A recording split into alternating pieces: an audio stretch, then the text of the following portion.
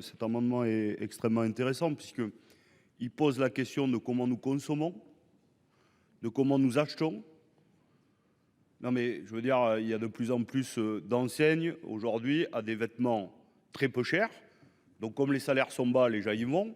Mais c'est des vêtements parfois qu'on peut réutiliser 2 ou 3 fois, qu'on jette. Il y a plusieurs d'ailleurs, il y a plusieurs collections. Parfois il peut y avoir une trentaine de collections par an, quand nous n'en connaissions que 4 ou 2 dans notre enfance. Bref, ça pose cette question-là. Ça pose la question, évidemment, de vêtements qui partent vêtements qui arrivent déchets.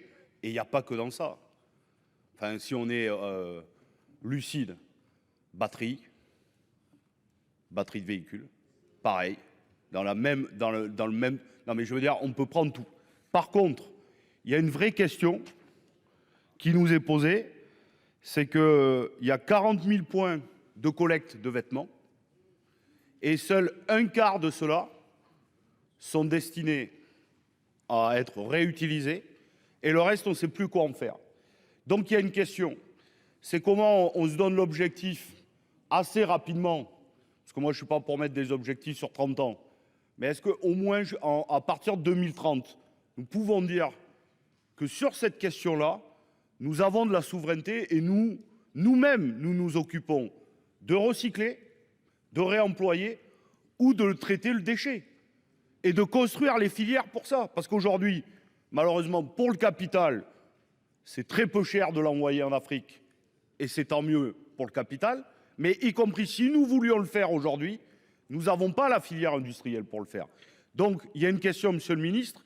Est-ce qu'on peut réfléchir ensemble à construire proposition ou un projet de loi pour construire la filière industrielle sur cette question? Je vous remercie, madame la présidente. À toutes et à tous. On a tous en tête effectivement les montagnes, madame la sénatrice l'a évoqué, de déchets textiles qui sont en fait même pas des déchets, qui sont juste des t-shirts, des pantalons de survêtement, des pantalons par milliers qui jonchent les plages du Ghana. Et monsieur le sénateur Gay, on a aussi tous en tête les collections à répétition. Vous avez été gentil, vous avez parlé de 6 à 7 collections par an.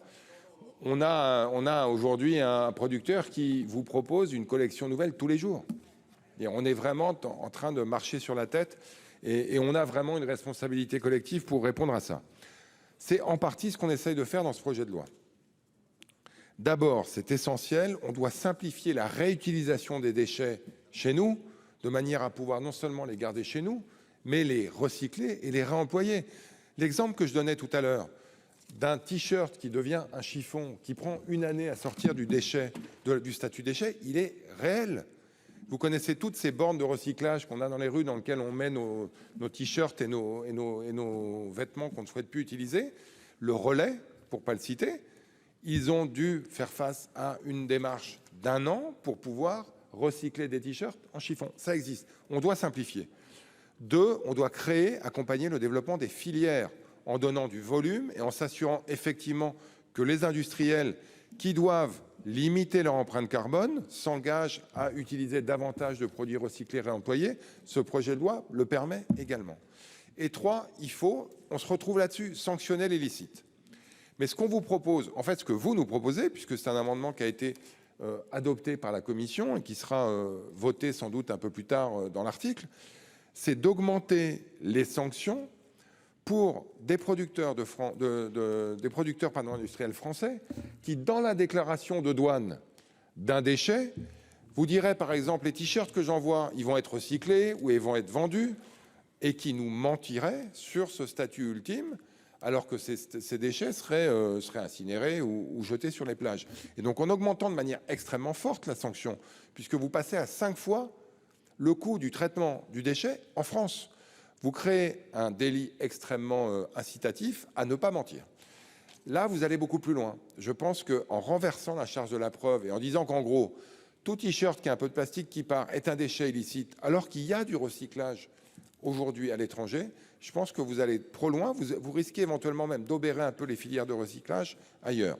Donc moi, monsieur le sénateur Gay, je suis prêt à travailler sur ce sujet de la fast fashion. Il est extrêmement important. On a aujourd'hui, madame la sénateur parlait tout à l'heure de l'entreprise Petit Bateau qui réintroduit de la production en France, qui recycle, qui réemploie, qui réinvente des nouveaux modèles de textile made in France. Aidons ces filières, réfléchissons à la manière de mieux encadrer la fast fashion parce qu'elle va vraiment beaucoup trop vite.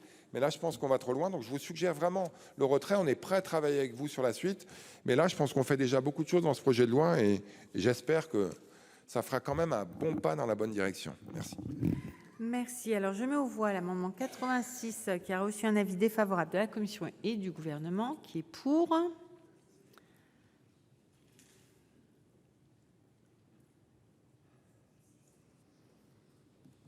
Qui est contre.